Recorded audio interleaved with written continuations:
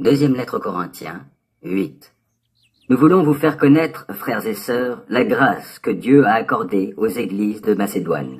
Elles ont été mises à l'épreuve par de multiples détresses, mais les croyants, animés d'une joie débordante et malgré leur extrême pauvreté, ont fait preuve d'une très grande générosité.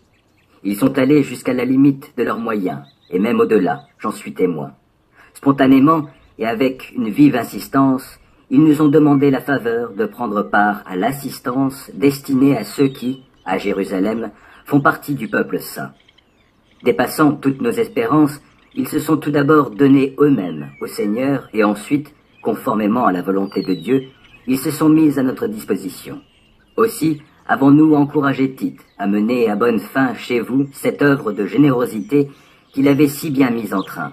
Vous êtes riches dans tous les domaines, qu'il s'agisse de la foi, de la parole ou de la connaissance, du zèle en toute chose ou de l'amour qui, de notre cœur, a gagné le vôtre.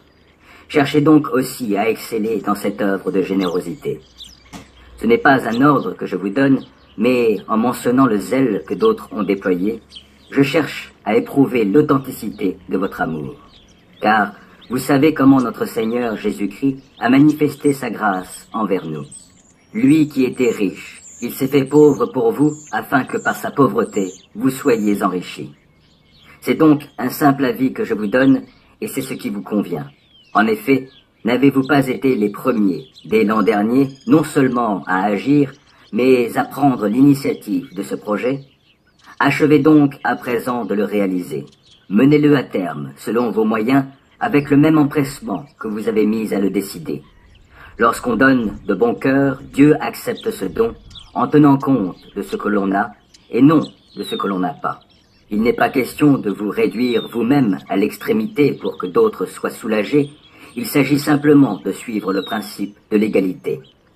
Dans la circonstance présente, par votre superflu, vous pouvez venir en aide à ceux qui sont dans le besoin.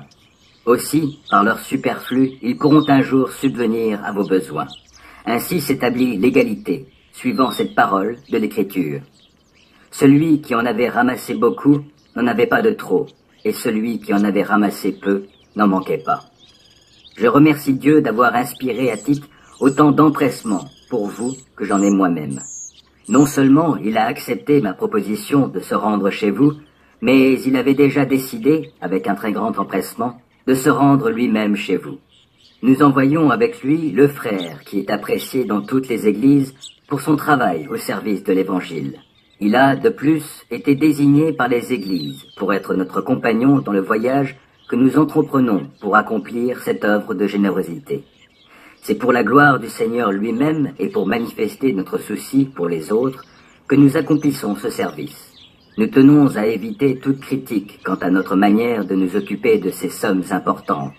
En effet, nous avons à cœur d'avoir une conduite irréprochable, non seulement devant le Seigneur, mais aussi devant les hommes. Avec eux, nous envoyons encore ce troisième frère, dont nous avons eu bien des fois l'occasion d'apprécier le dévouement.